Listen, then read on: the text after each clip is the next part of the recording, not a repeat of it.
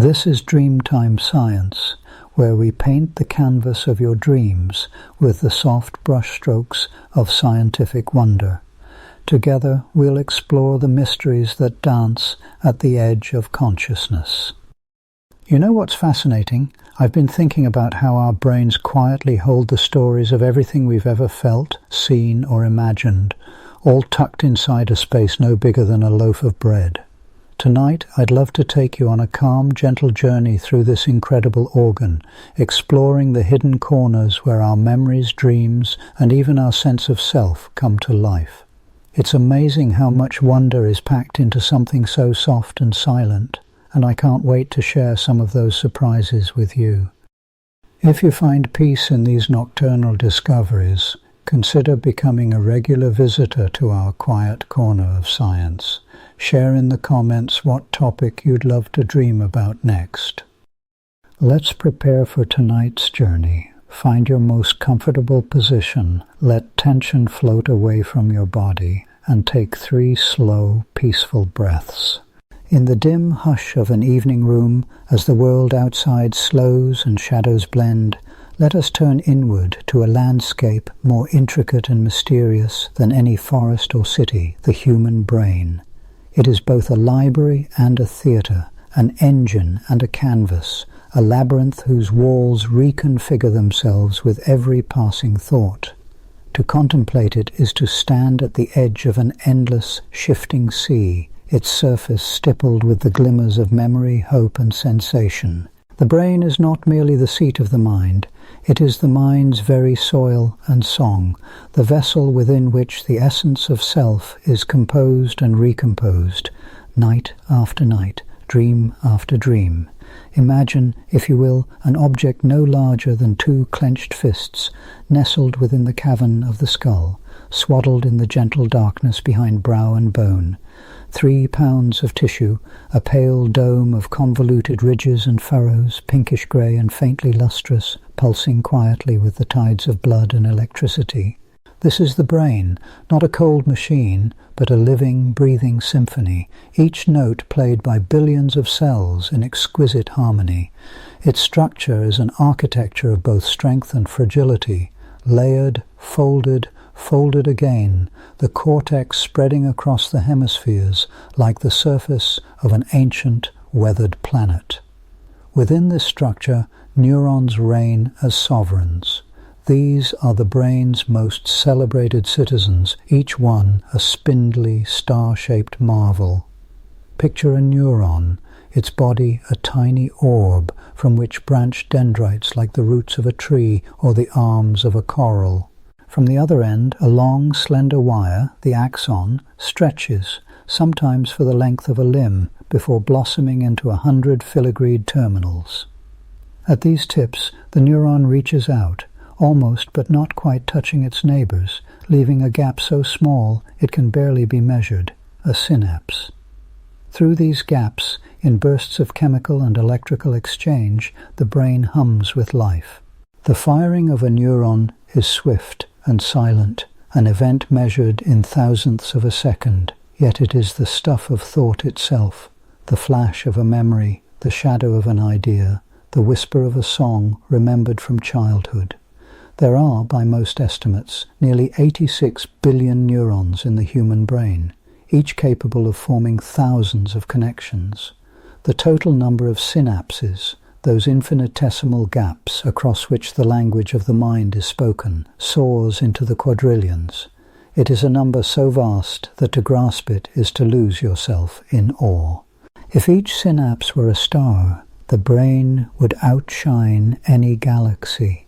Each moment as you listen, as you drift, new patterns of activity flicker through this network, some strong and enduring, others ephemeral as dew, vanishing in the next breath.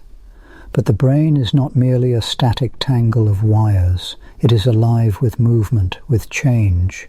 Neuroplasticity is the word scientists use to describe its restless capacity for adaptation. Pathways are strengthened through use, weakened through neglect. Memories are not etched into stone, but woven, rewoven, sometimes unraveled. The very act of remembering reshapes the memory itself, blurring edges, deepening colors, sometimes inventing entirely new details. The architecture of the brain is alive and responsive, its form and function shaped by experience, by emotion, even by the gentle drift of dreams. To peer into the brain is to glimpse a city at night, its neighborhoods lit by the erratic glow of activity. The outermost layer, the cerebral cortex, enfolds the brain like the rind of a fruit. Here, in this thin, crumpled sheet, are the roots of language, reason, sensation, and voluntary movement. The cortex is divided into lobes, each with its peculiar talents. The frontal lobes, responsible for planning, decision-making, and the delicate art of self-restraint. The temporal lobes, guardians of memory and the music of language. The parietal lobes, where touch and spatial sense are conjured. The occipital lobes, gates to vision, translating light into the world as we know it. Beneath the cortex, deeper mysteries await. The limbic system, a ring of ancient structures, governs emotion, motivation, and the primal urges that flicker beneath the surface of conscious thought. Here lies the amygdala, the sentinel of fear and pleasure, alert to danger, quick to delight. Nearby, the hippocampus curves like a seahorse, shepherding memories from the fleeting present into the vault of the past. Deeper still, the brain stem and cerebellum regulate the ancient rhythms of life, breathing, heartbeat, the subtle dance of balance and coordination. Yet for all its anatomical precision, the living brain is more than the sum of its parts. It is a dynamic storm of energy, a perpetual dialogue between cells, chemicals, and electricity. Each sensation, each impulse, is encoded as a cascade of ionic movement, a shifting pattern of charge that leaps from cell to cell. At the synapse, neurotransmitters, those chemical messengers, spill forth, binding to receptors in a choreography as ancient as life itself. Dopamine, serotonin, acetylcholine, glutamate. These are the notes in the symphony, tuning the mind to joy or sorrow, focus or fatigue. The poetry of the brain is not confined to biology alone.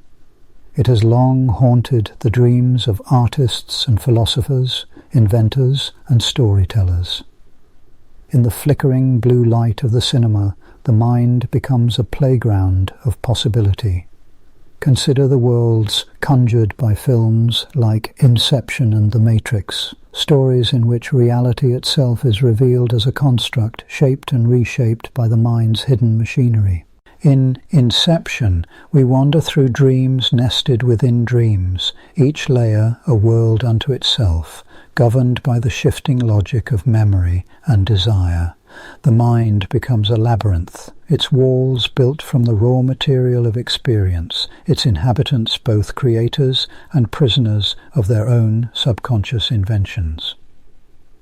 The dreamscaping technology of the film, while fictional, draws upon a real and ancient fascination. The question of what is real and whether the mind can ever truly distinguish between waking and dreaming. The film's spinning top, forever teetering on the edge between illusion and truth, is a metaphor for the brain's own uncertainty, its restless search for meaning amid the chaos of perception.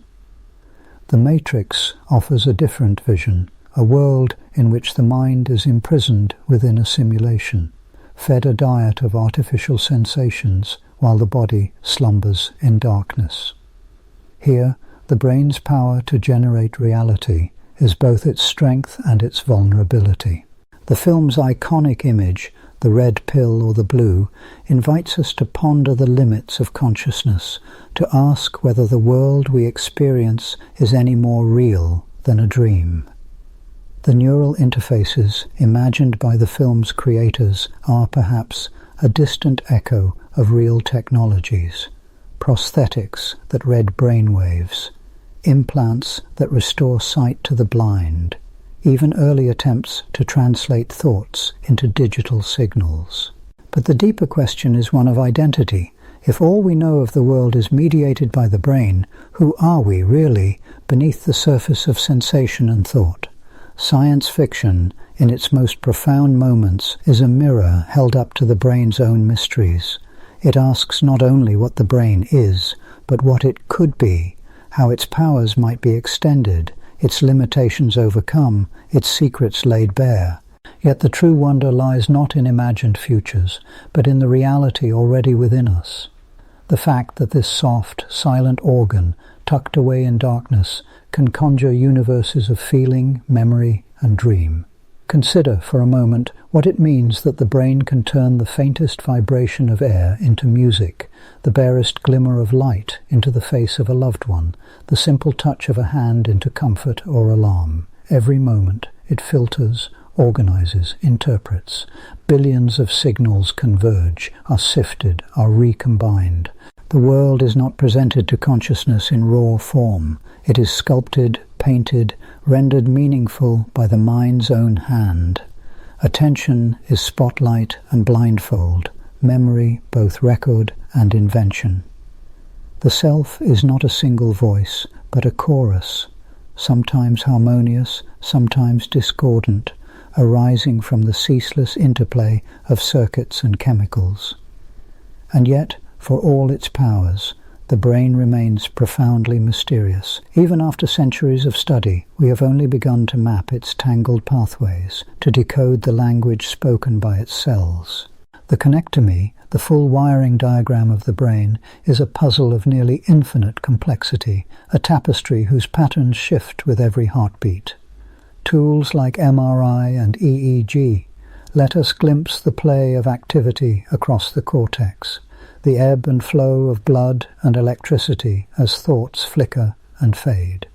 But to truly understand how consciousness arises, how the firing of neurons becomes the taste of chocolate, the ache of sorrow, the hush of wonder, remains the deepest of riddles. Perhaps this is why the brain so often appears in our stories as both a marvel and a menace.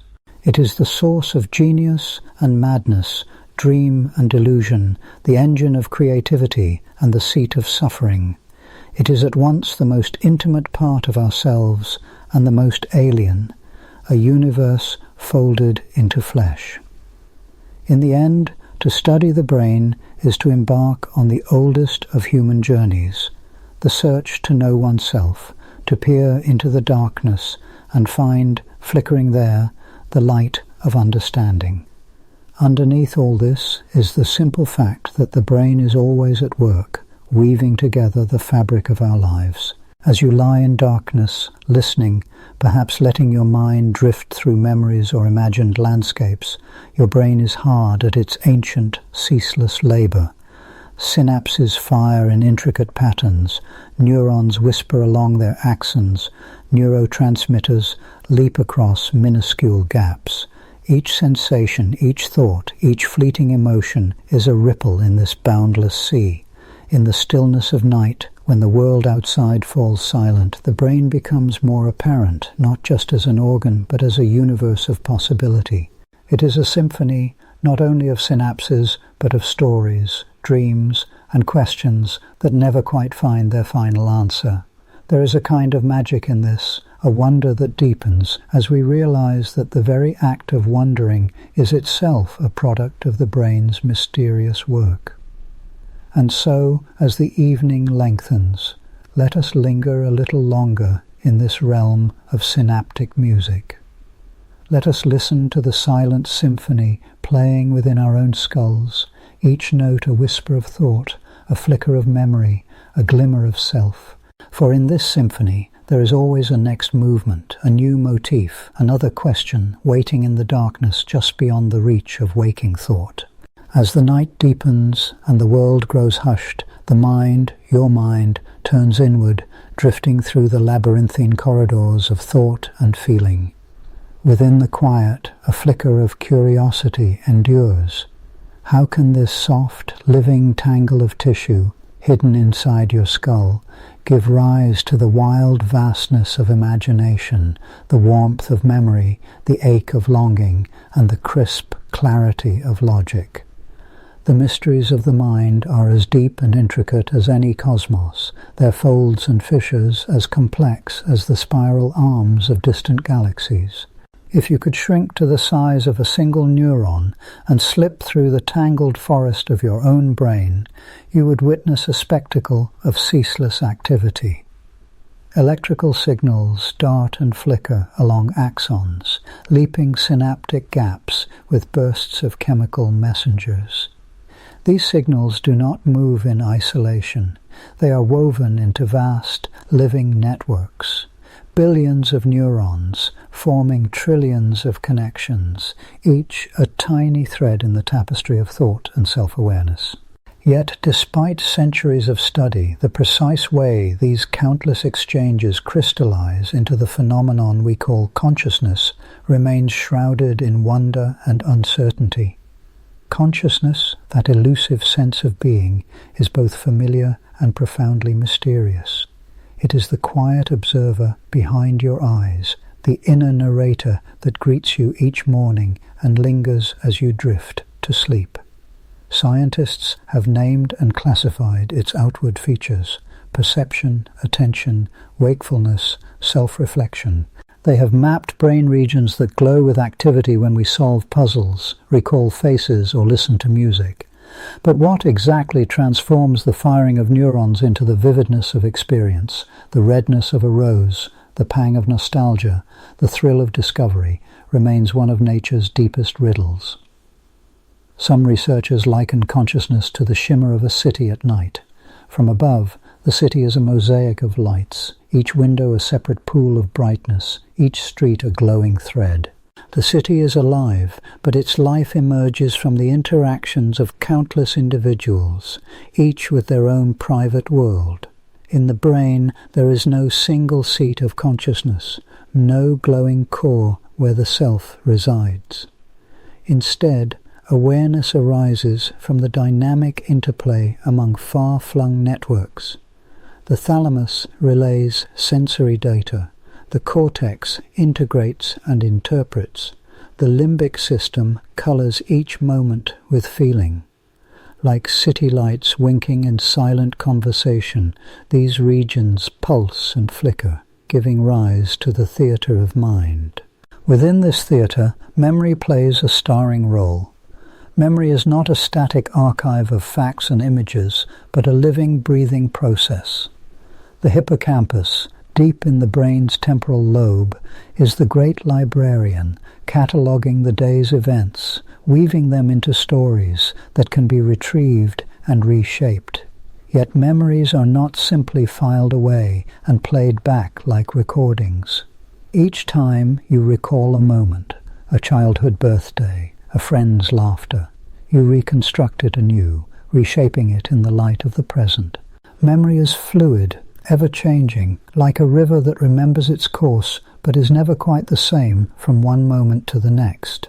Researchers have found that as memories are revisited, they can be subtly altered. Details shift, emotions fade or intensify, new associations bloom. This plasticity, while sometimes frustrating, where did I put my keys, was it Tuesday or Wednesday, is also a source of creativity and resilience. It allows us to learn, to adapt, to imagine futures that have not yet come to pass. The act of remembering is not merely a backward glance, but a creative act, shaping who we become. Just as memory gives structure to the mind's unfolding, emotion gives it colour and urgency.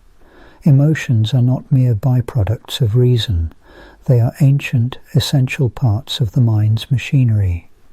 The amygdala, an almond-shaped cluster deep in the brain, is a sentinel for danger and delight, setting the heart racing at a sudden sound or lighting the face with joy at a long-awaited reunion. The prefrontal cortex, by contrast, tempers these surges with calculation and foresight, weighing consequences and steering the mind toward goals. Through the dance of emotion and reason, the brain navigates the world, balancing impulse and reflection, desire and restraint. Sometimes these systems clash. The heart pounds with fear even as the mind insists there is nothing to dread, or the mind plots a careful course while the body thrums with excitement. Yet, more often, emotion and reason work in tandem, guiding decisions with a wisdom that is older than language. The mysteries of brain function have, over the years, given rise to many alluring myths, stories that seem to capture the mind's essence, but which crumble beneath the weight of evidence. One of the most persistent is the idea that we use only 10% of our brain. It is a myth, as sticky as honey, repeated in films and books, whispered with a sense of secret mastery. What if we could unlock the rest, become superhuman? The truth, however, is both more humbling and more wondrous. Every region of the brain has a purpose, a role in the grand symphony of thought and action. Even in the quietest moments, resting in a chair, eyes closed, breathing softly, your brain is alive with activity. The so-called default mode network hums in the background, weaving together memories, rehearsing social encounters, dreaming up possibilities. Motor regions ready themselves for movement, sensory cortices tune in to the faintest sounds or touches. There is no vast, unused reserve waiting to be unleashed. Instead, the brain is a masterpiece of efficiency, each part contributing to the ongoing miracle of being. Another myth, equally seductive, is the notion of left brain and right brain personalities. According to this tale, some people are logical, analytical, and detail-oriented, ruled by their left hemisphere. Others are creative, intuitive, and holistic, guided by their right. The story has an appealing symmetry, a neat division that seems to explain the diversity of human minds. But the reality is far more complex and far more beautiful. It is true that the brain's hemispheres have specializations. The left hemisphere, in most people, plays a greater role in language, parsing the structure of sentences, naming objects, grasping the subtle play of grammar. The right hemisphere, meanwhile, is more attuned to spatial relationships, the music of voices, the emotional tone of a conversation. But these differences are never absolute. Every act of speaking, dreaming, drawing, or solving a puzzle depends on the intricate collaboration of both hemispheres, their fibers weaving back and forth across the corpus callosum, a thick bridge of nerve cells, carrying signals in both directions. If you were to listen to a symphony, marveling at the interplay of melody and harmony, your brain would light up in both hemispheres. As you read a poem, savoring the rhythm and meaning of each line, networks in both the left and right join forces, blending analysis and intuition. The mind is not a house divided, but a chorus of voices, each essential to the song. Beneath these myths, the true wonders of the brain reveal themselves in moments both grand and subtle. Consider the phenomenon of neuroplasticity, the brain's remarkable ability to change and adapt throughout life. Once, scientists believed that the brain was largely fixed after childhood, its circuits set like the stones of an ancient temple. Now we know that the brain is a living, shifting landscape capable of forging new connections, rewiring itself in response to experience. When you learn a new skill, juggling, playing the piano, speaking a foreign language, your brain reshapes itself. Neurons grow new branches, synapses strengthen or weaken, networks reconfigure. Even after injury, the brain can compensate, recruiting new areas to take over lost functions. This plasticity is most pronounced in early life, but it endures quietly into old age, a source of hope and resilience. Such adaptability is the wellspring of learning, but also the engine of habit and routine. The basal ganglia, nestled deep in the brain, are the architects of habit, bundling repeated actions into automatic sequences. With each repetition, tying your shoes, driving a familiar route, the neural pathways grow slick and efficient, freeing the conscious mind for other pursuits. Habits can be stubborn, but they are not immutable. With intention and practice, new grooves can be carved, old patterns softened and replaced. memory, emotion, habit, each is a thread in the intricate tapestry of mind. But perhaps the most mysterious of all is the phenomenon of self. The sense that there is a me at the center of all this activity, a stable observer who persists through the shifting currents of thought and feeling. Where does this sense of self reside?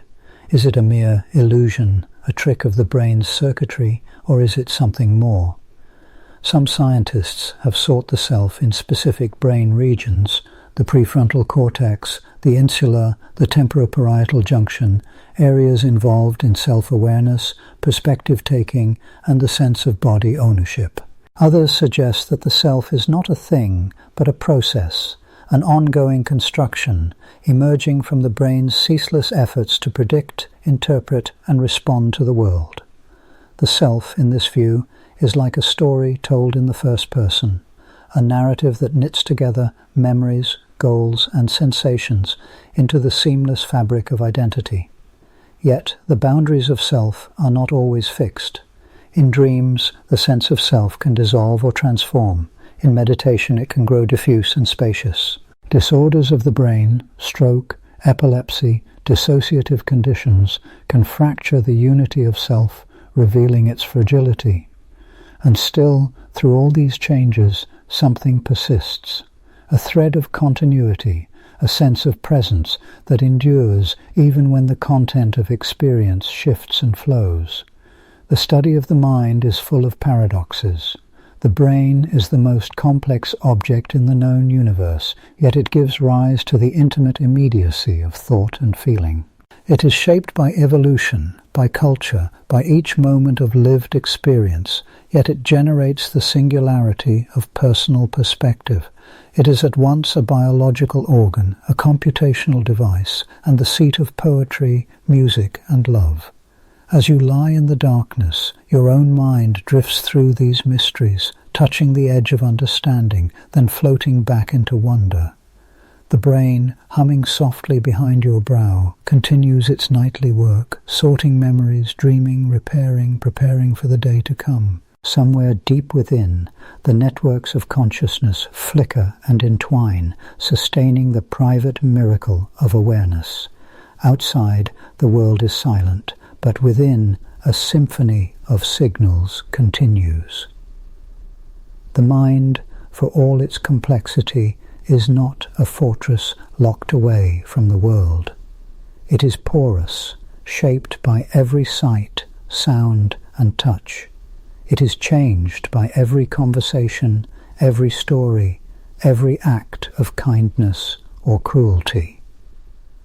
The mysteries of the mind are not confined to the folds of the brain, but flow outward, connecting us to one another in ways both seen and unseen.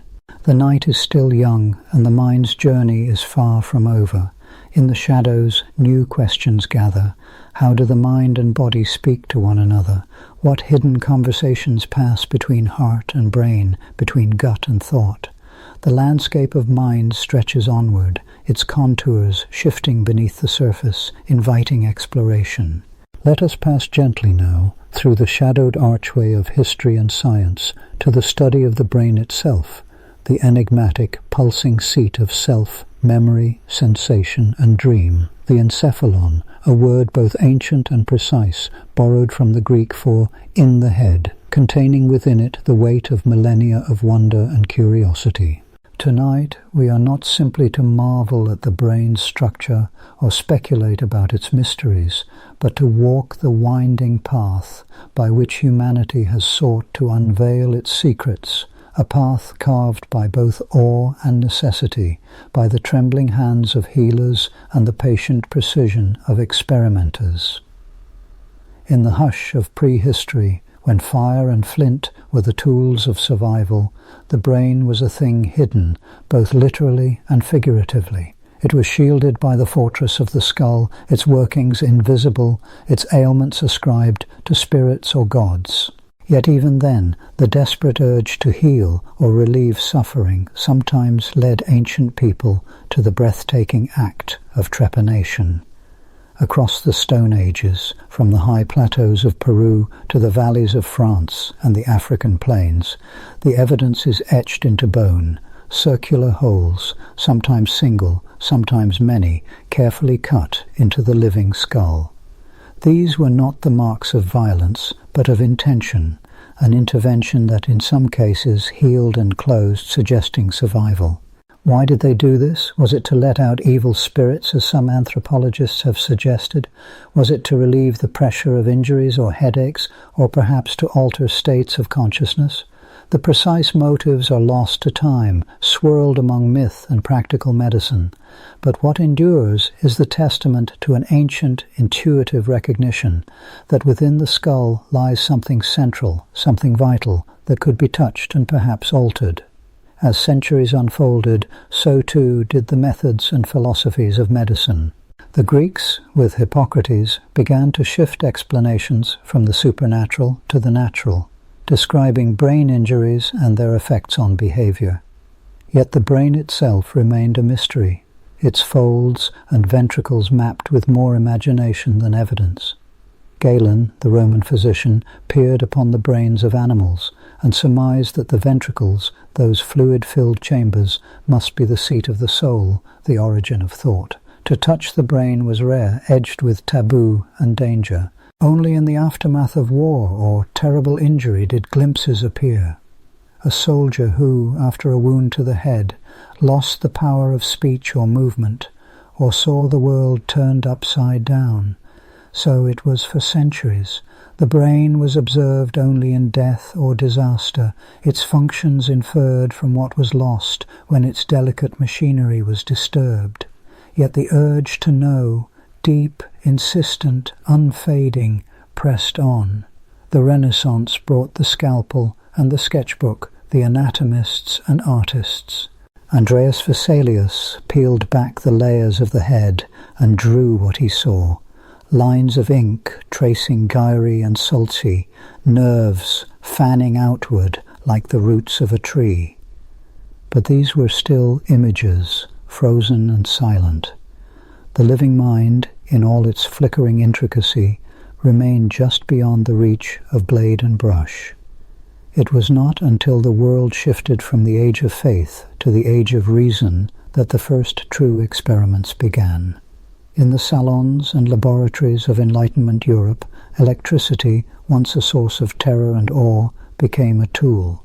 Luigi Galvani, in Bologna, watched as a frog's leg twitched when touched by a spark, and in that moment the idea that the body, and perhaps the brain itself, operated through electrical forces took root. The concept of bioelectricity was born, and with it a new era of brain exploration. Let us linger now in the 19th century, a time of velvet and gaslight, of grand ambitions and meticulous observation.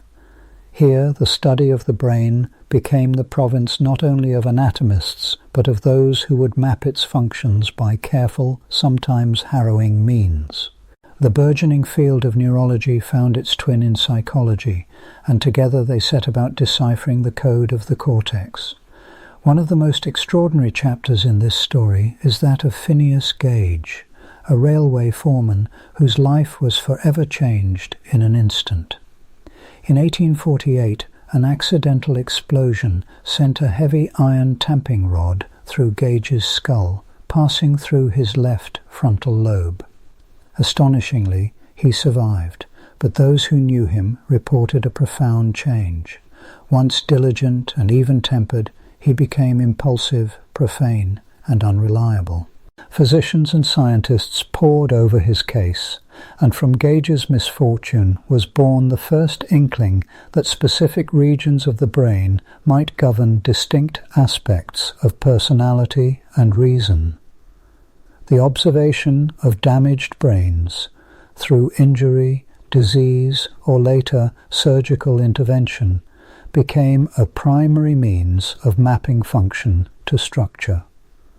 Paul Broca, a French physician, described patients who had lost the power of speech but could still understand language, and upon their deaths found lesions in the left frontal lobe, what is now called Broca's area. Karl Wernicke, in Germany, found the counterpart. Patients who could speak fluently, but whose words made little sense, their comprehension shattered with damage in a different region of the left hemisphere. In these discoveries, the principle of localization was born, an idea that would guide generations of neuroscientists to come. But to truly explore the living brain, to witness its activity in real time, required yet more ingenious methods. Enter the era of direct stimulation and mapping, a time when the brain, at last, began to reveal itself not only through loss, but through the deliberate invocation of sensation, movement, and memory. It is here that we meet Wilder Penfield, a neurosurgeon whose hands were steady and whose curiosity was boundless. In the early and mid-20th century, Penfield worked with patients suffering from severe epilepsy, individuals whose seizures could not be managed by medication and for whom surgery was a last hope. In the operating theatre, with the patient's scalp numbed but their mind awake, Penfield would expose the surface of the cortex and, with a fine electrode, touch it gently, one area after another. The scenes that unfolded were almost magical in their precision. When the current kissed the motor cortex, a hand would twitch, a foot would flex. When it brushed the sensory cortex, the patient might exclaim that they felt a tingling in their lips or a warmth in their fingers. Sometimes, when he touched the temporal lobe, patients would experience vivid memories, a childhood scent, a snatch of music, a moment from years before, blooming into sudden clarity.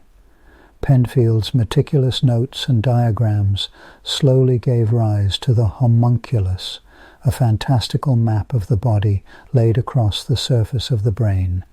The lips and hands disproportionately large, the trunk and legs shrunken, each part reflecting the density of neural representation rather than physical size. Through such delicate, systematic stimulation, Penfield and his colleagues charted the somatosensory and motor cortices with an accuracy never before achieved. The boundaries between regions became clearer, the functions assigned not by guesswork, but by direct, immediate demonstration. In those moments, the brain was transformed from a mysterious mass to a living landscape, each region humming with its own purpose. Yet even as these maps grew in detail, the urge to see deeper, to observe the brain's workings without intrusion, persisted. The invention of the electroencephalogram, or EEG, in the early 20th century offered one such window. By placing electrodes on the scalp, Hans Berger captured the faint electrical rhythms of the brain, the alpha waves of wakeful rest, the sharp spikes of seizure, the slow undulations of sleep. With EEG, for the first time, scientists could watch the brain's activity flicker and shift in response to thought, sensation, and sleep, without the need for injury or incision. But the most dramatic leap in brain exploration would come with the marriage of physics and medicine, as imaging technologies emerged to render the living brain visible in ways undreamed of by earlier generations. The journey began with the humble X-ray, which could show broken bones but little of the soft, intricate brain. It advanced with the development of computed tomography, or CT scans, which assembled slices of the skull and brain into cross-sectional images, revealing tumors, bleeds, and swelling.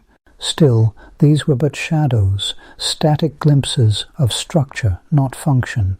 To truly peer into the mind's activity, to watch thoughts and feelings take shape in the flux of blood and energy, required yet another revolution. In the closing decades of the 20th century, two techniques emerged that transformed neuroscience: positron emission tomography, PET, and functional magnetic resonance imaging, fMRI. Each, in its own way, allowed scientists to ask the living brain questions and to receive answers in the shifting patterns of color and light.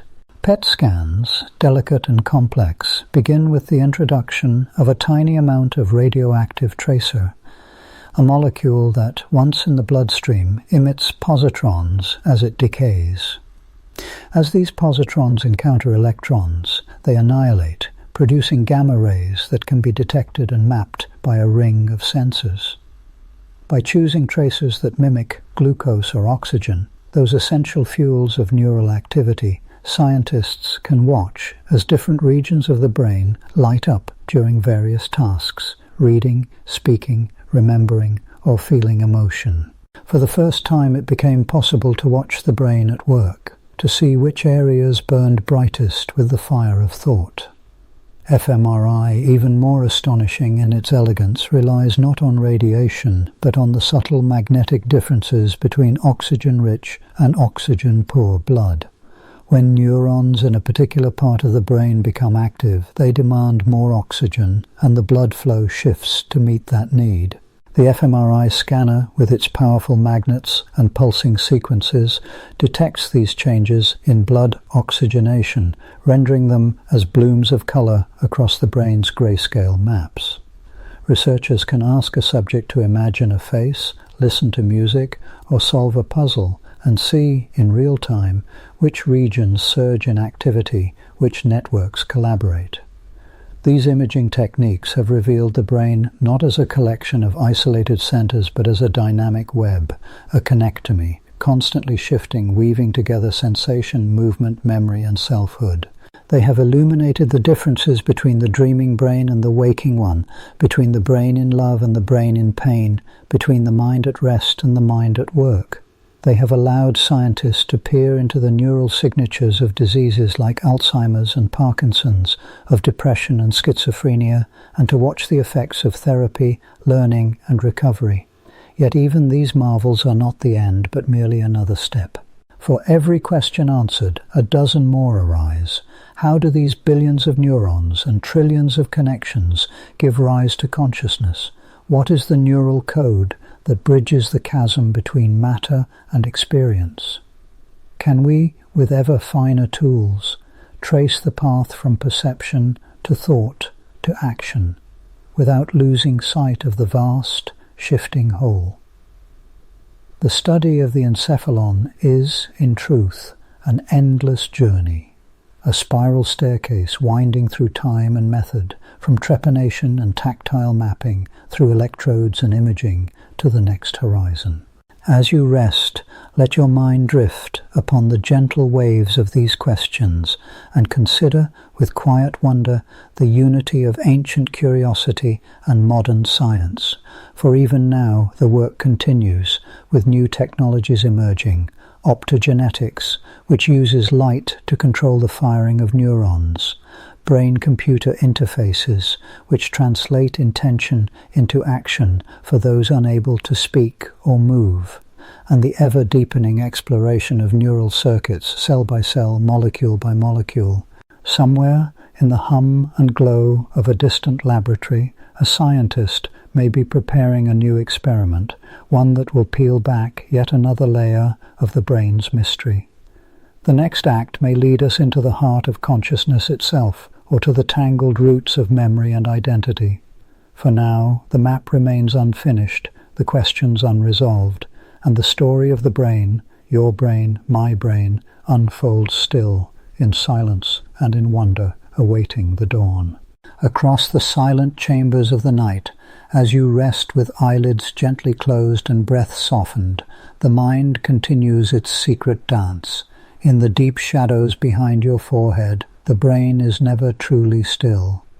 Even as sleep overtakes you, patterns of thought and dream weave through the dark, as if your very self is a tapestry in constant, unseen motion. Now, as our journey nears its most reflective stretch, we turn inward, toward the mirror the mind holds up for itself and for all of humanity. What do we see peering into this mirror? The brain, we have learned, is a structure of stunning intricacy, built from cells and chemicals, circuits and rhythms, but it is also a crucible for something less tangible, a flickering sense of I, a presence that stands apart from mere matter. Throughout history, philosophers, poets, and scientists alike have peered into this reflective surface, searching for the source of the strange light that animates our days and haunts our nights. The mind's mirror does not give up its secrets easily, and yet, with each new discovery, we glimpse fragments of a larger picture, the nature of consciousness, the illusion or reality of free will, the shifting boundaries of personal identity. Let us linger first with the question of consciousness itself. What is it to be aware, to have an inner world stitched together from sensation, memory, and expectation? This is sometimes called the hard problem of consciousness, a term coined by the philosopher David Chalmers. The easy problems, explaining how the brain processes sound, or recognizes faces, or orchestrates movement, are formidable but tractable. The hard problem is the riddle of why all these processes should give rise to an inner glow, an experience of being. Neuroscientists have mapped the territories of the waking mind with ever-increasing precision. We know that certain regions, the thalamus, the cortex, the insula, are involved in the fabric of conscious experience. When these are damaged, awareness fades or fragments. In the operating room, an electric probe to the right spot can conjure up a memory, a laugh, or a sudden sense of déjà vu. But the leap from neural activity to subjective experience remains a chasm yet unbridged. When you taste the sweetness of ripe cherries, or recall the ache of a childhood heartbreak, or simply notice the warmth of the sheets as you drift towards sleep, none of these sensations, no matter how carefully dissected, seem to reveal their secret ingredient, the sense of what it is like to be you. Some thinkers, like the philosopher Thomas Nagel, have described this as the irreducible, subjective character of experience.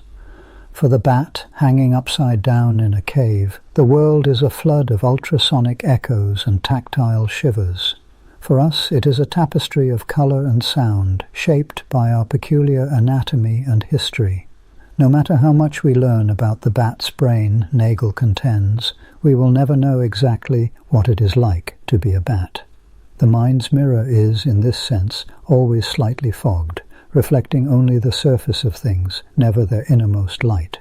Yet science presses on. Some neuroscientists, like Giulio Tononi, have proposed mathematical theories such as integrated information theory, which attempt to quantify the degree of consciousness a system possesses. According to such models, consciousness arises from patterns of information that are both highly integrated, many parts working together, and highly differentiated, each part contributing unique information. On this account, even simple machines or networks might have a glimmer of awareness, though nothing like the deep, self-reflective consciousness of a human mind. We are, perhaps, luminous knots in the wider fabric of organized matter, each of us ablaze with a slightly different hue. This brings us to the question of self. The sense of being a unified, continuous I is so familiar, so automatic, that we rarely question its origins. And yet, when we peer closely at the brain, identity begins to shimmer and fragment. Neurological conditions can fracture the self in strange ways. In split-brain patients, whose corpus callosum has been surgically severed, the two hemispheres can seem to house separate centers of awareness. One hand buttons a shirt, the other unbuttons it. One side of the mouth speaks a word, the other side frowns in confusion. The self, it seems, is not a single indivisible pearl, but a braided river fed by many streams. Even in the healthy mind, the self is less stable than it appears. Memories are not perfect records, but living, shifting stories, rewritten with each recall. Personality evolves with age, trauma, and learning. The philosopher Derek Parfit has argued that personal identity is not a matter of a single, unbroken thread, but of psychological continuity, a web of memories, intentions, and character traits that link one moment to the next. Parfit's view is unsettling but strangely liberating. What matters is not some metaphysical core, but the connections that bind our past, present, and future selves into a coherent whole. And yet, for all this flux, there is something stubborn about identity. We recognize ourselves in the mirror, in photographs from decades past, in the tone of our own laughter. The mind, for all its shifting currents, seems to assemble a narrative, a story of me that can survive even great change. This narrative self is both a gift and a trap, shaping our choices and our sense of possibility. It is shaped in turn by the culture and society in which we live, a reminder that the mind's mirror reflects not only our biology, but also the world around us. With these reflections on consciousness and self, we arrive at the ancient and tangled question of free will. Are our choices truly our own, or are they written in the patterns of our neurons before we are even aware of them? Experiments in neuroscience have added new complexity to this age-old debate. In the 1980s, Benjamin Libet famously showed that the brain's readiness potential, a kind of neural preparatory signal, appears before a person becomes consciously aware of deciding to move. More recent studies have found subtle predictors of choice in brain activity seconds before the subject reports making a decision. Does this mean free will is an illusion, a story the brain tells itself after the fact?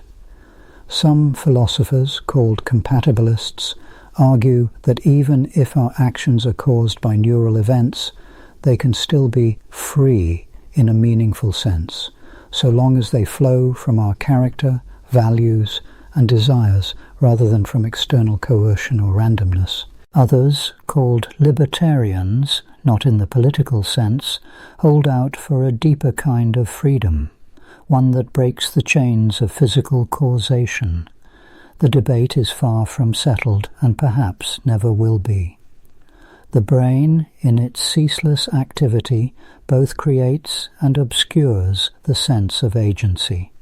We feel ourselves to be authors of our actions, yet the pen may be held by hands we cannot see. The implications of this debate ripple outward, touching law, ethics, and society. If our choices are shaped by brain chemistry and hidden causes, how should we judge responsibility? Should we punish, rehabilitate, or forgive those whose brains lead them astray? Advances in neuroscience have already begun to influence legal proceedings, with brain scans and genetic markers entering the courtroom as evidence of diminished responsibility or altered risk. The mind's mirror is not only a personal tool, but a societal one, reflecting back our values, our fears, and our hopes for justice. As our understanding deepens, so too does the sense of wonder and unease. The more we learn about the brain, the more we realize how much remains hidden. The basic mystery of consciousness persists, and with it the age-old questions about what it means to be human. Are we machines made of meat, as some reductionists claim? Or is there something more, a spark, a soul, a secret symmetry that forever eludes our grasp? The future of brain science looms before us, shimmering with possibility and uncertainty. Already, the tools of neuroscience are being married to the engines of computation, birthing new disciplines at the edge of imagination. Artificial intelligence, long a creature of science fiction, now inhabits our daily lives, sorting our mail, guiding our travels, even composing music and prose. These systems, for all their sophistication, do not yet possess the inner glow of consciousness. They manipulate symbols, but do not dream. They parse language, but do not feel. And yet, the boundary between biological and artificial minds grows ever thinner. Neural networks, inspired by the architecture of the brain, learn to recognize faces and voices, to play games and generate art. Brain-computer interfaces, once the province of laboratories, promise to restore movement to paralyzed limbs or grant new forms of communication to those locked in silence.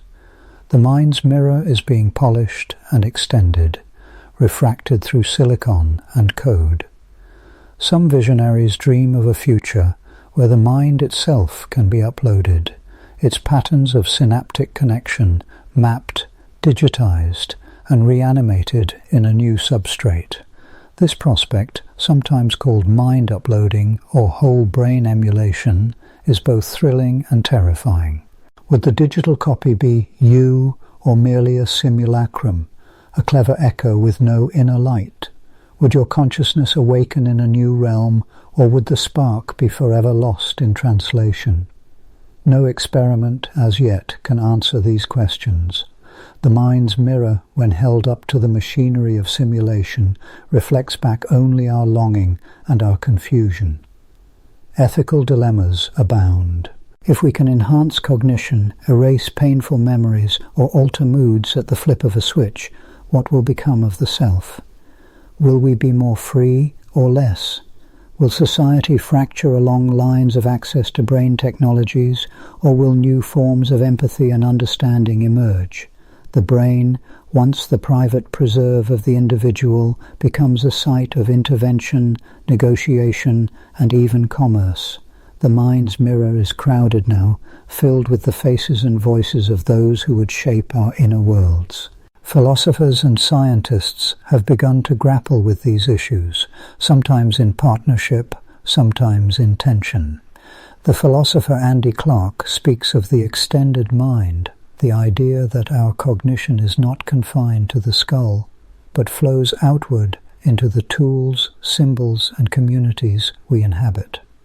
Our smartphones, our books, our conversations are part of the mind's mirror, reflecting and shaping our thoughts in subtle ways. The boundaries of self are porous, shifting with the tides of technology and culture. And so as the night deepens and the world grows still, the mind continues its silent work. In dreams, we revisit old scenes, rehearse possible futures, and explore the labyrinth of meaning. In waking life, we ponder, question, and strive. The brain is both the stage and the actor, the sculptor and the clay. It is the mirror in which the universe contemplates itself, fleetingly aware of its own mystery. What then shall we make of this knowledge? Shall we marvel at our complexity or tremble at our fragility? Shall we strive to know the mind's mirror more perfectly, or accept that some secrets may never be revealed? The journey is ongoing, the questions unending. In the soft hush before sleep, the mind floats free, weightless and bright, a fleeting spark in the darkness, searching for its own reflection and wondering what it might one day find. As our journey through the labyrinth of the human brain gently drifts to a close, like a comet tail fading into the hush of space, we are left in awe of the vast cosmos within ourselves. Let your mind wander peacefully among these shimmering stars of thought, and when you're ready, return for more Dreamtime tales that whisper the universe's sweetest mysteries.